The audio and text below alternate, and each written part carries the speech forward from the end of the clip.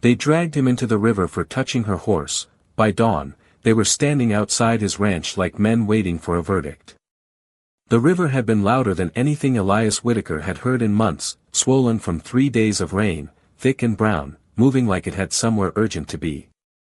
He had been mending a fence line a quarter-mile up the bank when the sound cut through it all, a sharp cry, not fear exactly, but something close enough to make a man stop what he was doing and listen twice. He didn't go running. Elias wasn't the kind of man who ran toward trouble anymore. But the second cry came, shorter, strained, and beneath it, the unmistakable panic of a horse fighting water, and that was something he understood without needing words.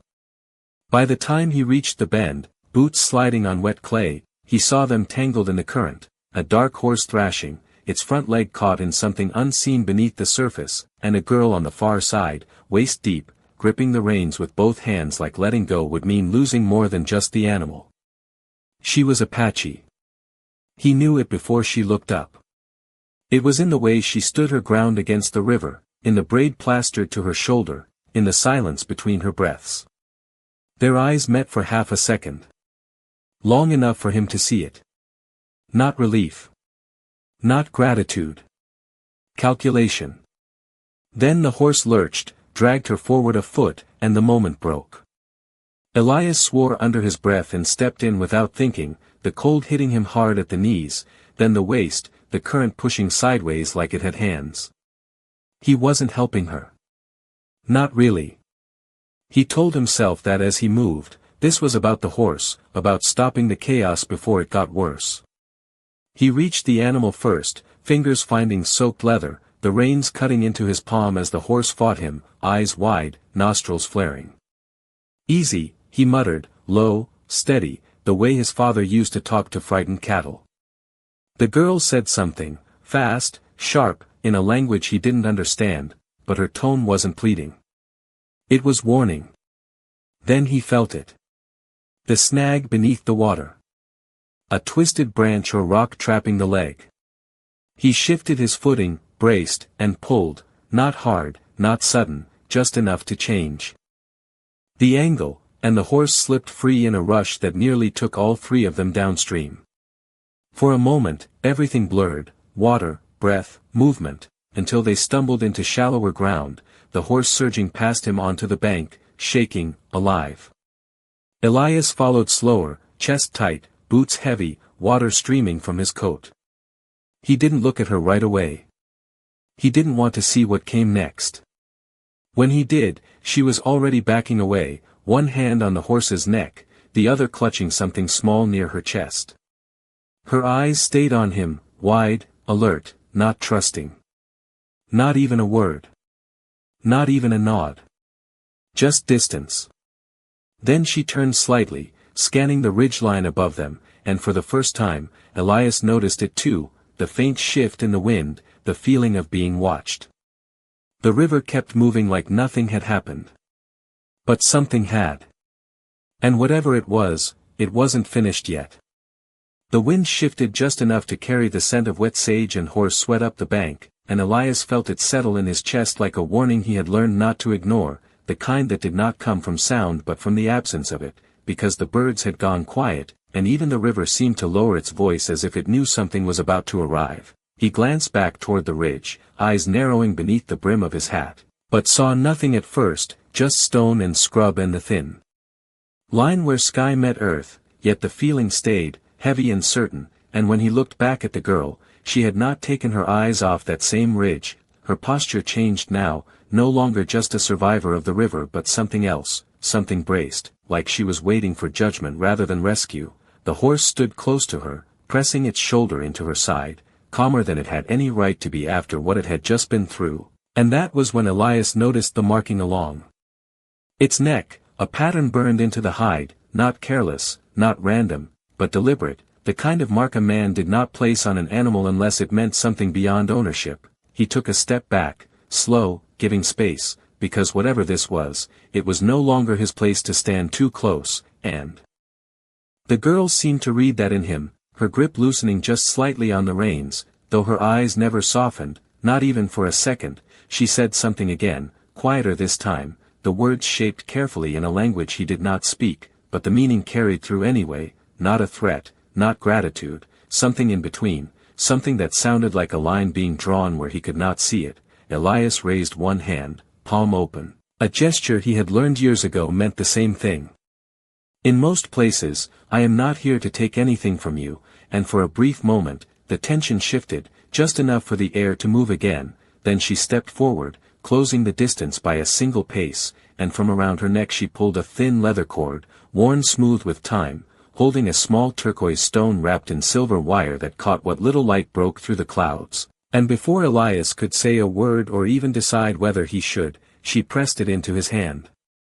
Quick, decisive, as if leaving it behind mattered more than keeping it, her fingers were cold from the river, but steady, and when they touched his skin, she looked at him fully for the first time, not past him, not through him, but at him, and whatever she saw there made something in her expression ease, not trust, not yet, but something close enough to quiet the edge. Then she stepped back, turned without hesitation, and with a soft sound to the horse, began leading it up the narrow path. Toward the ridge, moving fast now, not running, but not lingering either. Elias stood there with the stone in his hand, water still dripping from his sleeves, watching her go, and for a moment he considered calling out, asking what any of this meant, why she had given him something that looked too important to be a simple thanks, but the words never came, because the answer, whatever it was, did not belong to him yet. Halfway up the slope, she stopped and looked back, just once, and in that glance there was something he could not name, something that made the weight of the small stone in his palm feel heavier than it should have, like it carried a promise he had not agreed to, and then she was gone over the ridge, leaving behind only the river, the silence, and the feeling that whatever had been watching from above had not left with her. The weight of the stone did not leave his hand even after he closed his fingers around it, and that was the first thing Elias noticed as he walked back toward his ranch, boots still damp, each step pulling against the mud like the land itself was trying to slow him down. It was not heavy in any ordinary sense, not like a tool or a sack of grain, but it carried something else. Something that stayed in his palm long after he slipped it into his coat pocket, as if it refused to be forgotten. By the time he reached the fence line, the sky had begun to clear in patches, thin sunlight breaking through the clouds in narrow beams that stretched across the valley, touching the wet grass, the warped wood of his barn, the quiet shape of his house sitting alone against miles of open land, and everything looked the same as it had that morning, unchanged, ordinary, untouched by whatever had just happened down by the river. And that unsettled him more than anything. He tied off the loose wire where he had left it, hands moving from habit rather than thought, then stood there longer than he needed to, staring out toward the ridge where the girl had disappeared, waiting for something he could not name. Nothing came, no movement, no sound, just wind brushing low across the grass. Inside the house, the air was still and dry, carrying the faint smell of coffee grounds and old wood. And Elias set his hat down on the table without realizing he was doing it, his mind still half by the river. Replaying the moment her hand had pressed the stone into his, the way her eyes had held his for that single second longer than necessary, he reached into his coat and took it out again, turning it between his fingers, the turquoise catching the light from the window, its surface marked with thin veins that looked almost like cracks but were not, lines formed deep inside the stone long before it ever found its way into human hands. The silver wire wrapped around it was careful, precise, not the work of someone careless or in a hurry, and the leather cord showed years of wear, darkened where it had rested against skin. This was not something given lightly, and that realization settled slowly, like dust after a long ride. Elias moved to the shelf near the door and set the stone down beside a small collection of things he had not meant to keep but never thrown away, a rusted spur, a broken pocket watch, a folded piece of paper he had never opened, objects that had followed him from one part of his life to another without ever finding a reason to leave. He stepped back, looking at the stone among them, and for a moment it did not belong there, too deliberate, too recent, like it carried a purpose the others had lost. Outside, the afternoon stretched quiet, the kind of quiet that usually meant peace, but today it felt different, thinner, like it could tear if something pushed against it hard enough. He spent the next hour moving through his routine, checking the water trough, walking the perimeter, listening without appearing to listen, and every so often his gaze returned to the ridge, drawn back to that same line where sky met earth, by the time the sun dipped lower, turning the edges of the clouds gold, the feeling had not left him, it had only changed shape, from warning to waiting, and as the first long shadow reached across his yard, Elias Whitaker realized something he had not felt in years, not since before he chose this life of distance and silence. The sense that whatever came next was already on its way. And that it would not ask for permission when it arrived. The light was nearly dawn when the first sign came, not in sound, but in the way the horses reacted before anything else could be seen, heads lifting in unison, ears turning toward the same distant point beyond the ridge, a stillness settling over them that Elias had learned to trust more than any noise. He stood by the corral gate, one hand resting on the rough wood, watching as the last of the sunlight drained from the valley, leaving behind long shadows that stretched like quiet warnings across the ground, and for a moment he told himself it was nothing, just wind, just the memory of the river still clinging to his thoughts, but the horses did not relax, and neither did he. Then it came, faint at first, a low rhythm carried through the earth more than the air, the kind of distant movement that could pass for thunder if a man wanted it to, but there were no clouds left in the sky, only a thin line of fading gold along the horizon.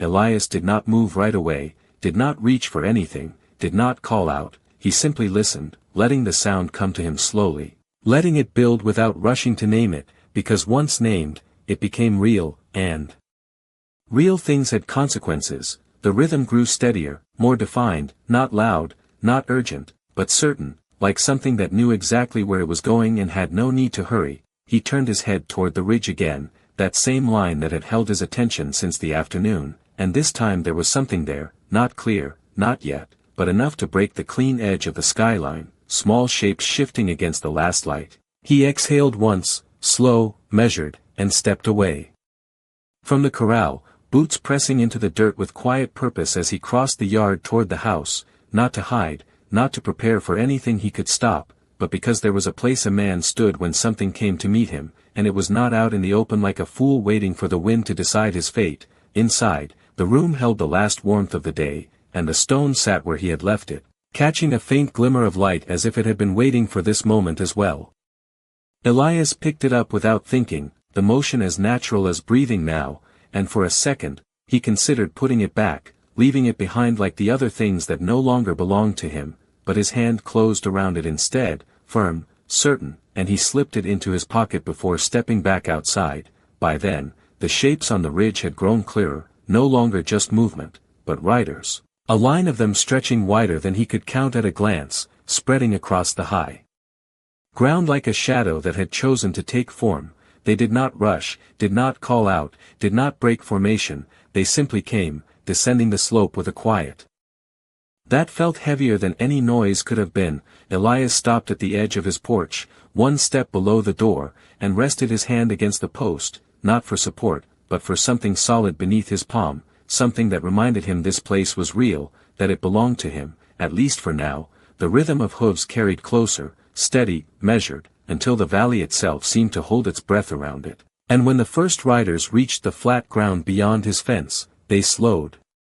Not because they had to, but because they chose to, spreading out just enough to surround without closing in, a distance that spoke of control rather than threat. No weapons were raised, no voices called out, just presence, undeniable and complete, and at the front of it all, a single rider stepped forward, the same dark horse he had seen by the river, the same figure seated upright, still, watching him with that same unreadable calm. Elias did not move, did not speak, did not reach for anything that would turn this moment into something else, because he understood now that whatever this was, it had already begun long before they reached his land, and whatever came next would not be decided by who spoke first, but by who chose to listen. The distance between them held like a line no one wanted to cross first. The riders spread across the edge of his land in a quiet arc, their horses still, their eyes steady, and at the center of it all, she sat without moving, the same girl from the river, now framed by something larger than herself, something that turned her from a stranger into a presence that carried weight. Elias felt the shift without needing it explained, the way a man can tell when a storm is not just passing through but settling in. He stepped down from the porch, one slow step onto the packed dirt, not to meet them halfway, but to show he would not retreat either, and when his boots stopped, he let his hands hang loose at his sides, empty, visible, the same quiet language he had used by the river. The girl watched him for a long moment, her posture straight, her expression unchanged, but there was something different now, not fear, not uncertainty. Something steadier, as if whatever she had been waiting for had already happened, and this was simply the part that followed. Then she moved, not forward, not yet, but enough for the horse beneath her to take a single step, and the sound of it carried across the yard louder than it should have in the silence. Behind her, the riders remained exactly where they were, no one shifting, no one breaking formation, a stillness that did not come from hesitation but from decision. Elias glanced once at the line of them, counting without counting, more than a dozen, more than 2 dozen, enough to fill the horizon if they chose to, and then he brought his gaze back to her, because this was not about numbers, it was about the space between two people and what had happened inside it. She spoke then, her voice clear, measured, shaped carefully in English that carried only the faintest trace of something older beneath it. "You kept it," and for a second Elias did not answer. Not because he did not understand, but because the words reached further. Then they sounded, touching something he had not yet decided how to name. His hand moved almost on its own, slipping into his coat and drawing out the small stone, holding it loosely where she could see it, the turquoise catching the last of the light as if it belonged more to the sky than to his hand. "You left it," he said, his voice low, even, not a question, not quite a statement either. And she studied him for a breath longer before giving the smallest nod. "I do not leave things," she replied, and there was no edge in it, no challenge, just truth laid down flat between them. Elias let that settle, felt the meaning shift slightly in his chest, and then asked the only thing that made sense to ask, "Then why did you?" And the moment the words left him, he knew the answer was not going to be simple. She turned her head slightly, not toward him, but toward the land behind him, the house, the barn, the fence line that marked what he called his, and when she looked back, there was something in her eyes that had not been there by the river, something that carried both weight and decision. "Because you stepped into the water when you did not have to," she said. And the way she spoke it made the river feel closer than it was, made the cold press back into his bones for a second. "And because you let go when you could have held on." Her gaze dropped briefly to his hands, as if remembering the way he had loosened his grip once the horse found its footing. Most men do not know the difference. The words did not sound like praise, and that was what made them stay. And before Elias could answer, before he could decide whether there was anything to answer at all, she shifted again, guiding the horse one step closer, closing the distance just enough to change the air between them, and the riders behind her did not move, not even a fraction, as if whatever was happening now belonged only to the two of them and the silence that held everything else in place.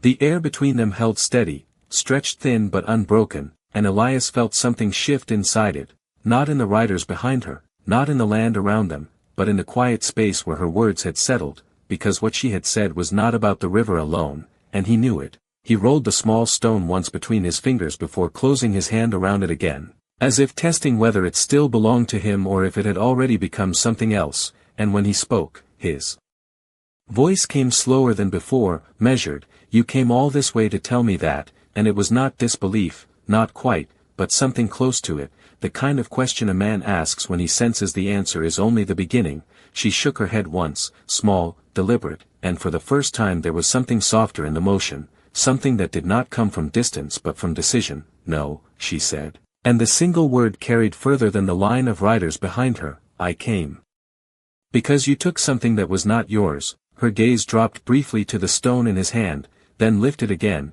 steady, unflinching. "And you did not keep it." Elias let out a quiet breath through his nose, the corner of his mouth tightening just enough to show he understood more than he let on. "I did not know it was yours," he replied, and that was the truth as far as he could claim it, but even as he said it, he knew that was not the point she was making. She tilted her head slightly, studying him again the way she had by the river, as if weighing something that could not be seen. "That is why it matters," she answered, and the words settled differently this time, not sharp, not heavy, but certain. Behind her, one of the older riders shifted just enough for Elias to notice. Not a threat, not impatience, just acknowledgement, as if the conversation had reached a place they all understood without speaking. The girl drew a slow breath, her hand resting lightly against the horse's neck, fingers brushing the place where the marking lay hidden beneath dark hair. "This horse was meant to be given to the river," she said, and there was no ceremony in the way she spoke it, no dramatics, just fact, laid out as plainly as the ground beneath them. It carries the name of someone we do not speak anymore, and when something carries that name, it is not meant to stay. Elias felt the words before he fully understood them, the idea of it moving through him like the cold of the river had earlier, quiet, unavoidable, and you tried to stop it, he said, not accusing, not judging, just placing the pieces where they belonged. She met his gaze without hesitation. I did, and for a moment, something flickered in her eyes, not regret, not fear, something closer to defiance, but it passed quickly, leaving only the calm behind. And you helped me, she added, and this time there was weight in it, not gratitude, not exactly, but recognition of a choice made by two people who had not planned to stand on the same side of anything. Elias looked past her then, just for a second, at the line of riders who had come without noise, without force, and yet filled the valley with something heavier than either, and when he looked back, his voice came quieter, so this is about a debt, and the word felt too small even as he said it. She shook her head again, slower this time. No, she said, and the silence that followed made the answer clearer than any explanation could have. This is about what happens when something is not taken when it can be. Her eyes held his, steady as the horizon behind her, and what that changes after. The wind moved lightly through the yard then, carrying the scent of dust and dry grass, and for the first time since they had arrived, the moment felt less like a test and more like a turning point. Something unseen shifting just enough to let what came next take its place, and Elias realized that whatever he had thought this would be, whatever he had prepared himself to face when he saw them coming over the ridge, it was not this, and that was what unsettled him most of all. The silence did not break, it deepened, settling into the ground between them like something that had been waiting a long time to be understood, and Elias felt it in the way his breath slowed without him noticing, in the way his hand loosened slightly around the stone as if it no longer needed to be held so tightly to remain real. He looked at the horse again, really looked this time, at the steady rise and fall of its chest, at the calm in its eyes that did not match what it had nearly been a few hours ago, and then back at her. If it was meant to be gone, he said quietly, why is it still here? And the question was not about the animal alone, it was about everything that had followed it out of the river and into this moment. She did not answer right away, and that pause carried weight, not hesitation, but care, as if the truth required the right kind of silence before it could be spoken without being misunderstood. And when she did speak, her voice was softer than before, but no less certain. Because I chose not to let it go, she said, and there was no apology in it, no attempt to soften what that meant, and now it cannot be given the way it was meant to be. Elias nodded once, slowly, because he understood that kind of choice, the kind that does not ask permission and does not offer a way back, and for a moment, the distance between them felt smaller, not erased, but changed, shaped by something neither of them had planned. The horse shifted slightly then, stepping closer to him instead of away, its head lowering just enough to bring it within reach, and Elias did not move at first, did not extend his hand, because he knew enough to let an animal decide its own distance, and when it came the rest of the way, brushing its nose lightly against his sleeve, he felt the last of the river leave him, replaced by something steadier, something that did not rush or pull. Behind her, the riders began to move, not forward, not closing in, but shifting their formation just enough to open space, a subtle change that spoke louder than any command, and from that space, an older man guided his horse forward, his posture straight, his presence quiet but undeniable, the kind of presence that did not need to be announced to be recognized. He stopped a few yards behind her, not taking her place, not speaking over her, but adding weight to what had already been said, and when he looked at Elias, it was not with suspicion, not with judgment, but with something that felt closer to assessment, as if he were measuring not what Elias had done, but what he had not done. The girl glanced back at him briefly, and in that small exchange, something passed between them that did not need words, something that told Elias this man did not arrive to decide what happened next, only to witness it. Elias shifted his stance slightly, grounding himself, and when he spoke again, his voice carried less question and more understanding. So you came to take it back. And as the word settled, he reached out, slow, deliberate, placing his hand against the horse's neck where the marking lay beneath the hair, feeling the warmth there, the life that had been meant to leave and had not. She watched him do it, her eyes following the movement, and then she shook her head, once, firm, "No," she said, and this time there was no pause before the answer, no space left for it to be anything else. "I came to see what it would choose." The words hung there, simple, but they changed everything. Because in that moment Elias understood that this was not about possession, not about debt, not even about the past, it was about what remained when something was given a chance to stay, and whether it would take it. The horse did not move away from his hand, did not turn back toward her, it stayed exactly where it was, breathing steady, grounded, and the choice, quiet as it was, became impossible to ignore. The choice settled into the air without sound, but it carried farther than any word spoken that evening, and Elias felt it in the way the horse remained beside him, not tense, not uncertain, simply present, as if the land beneath his boots had already accepted what the moment meant. He kept his hand where it was, resting lightly against the animal's neck, not holding, not claiming, just there, and for a long second no one moved. Not the riders, not the older man behind her, not even the wind that had been brushing through the grass all afternoon. Then she exhaled, slow, controlled, and something in her shoulders shifted, not defeat, not surrender, something closer to release, as if a decision she had been carrying alone had finally reached a place where it could stand on its own. She stepped forward one pace, closing the last of the distance between them, and when she spoke, her voice was quieter than before, but it held more weight. "It should not stay," she said, and the words were not directed at him alone, but at the horse, at the land, at whatever rule had been broken the moment she pulled against the river instead of letting it take what it was meant to take. "But it has already chosen once." Her eyes moved briefly to his hand, then back to his face, "and now it has chosen again." Elias did not answer right away, because there was nothing simple left to say, nothing that would not reduce what stood between them into something smaller than it was, and instead he let the silence hold, let it stretch until it no longer felt empty but full, like the space inside a storm before it decides whether to break or pass. Behind her, the older man guided his horse one step forward, stopping just enough to be seen clearly in the fading light, his face lined, his gaze steady, and when he spoke, his voice carried the calm of someone who did not need to raise it to be heard. "Some things are given so they can leave," he said, his eyes moving from the horse to Elias.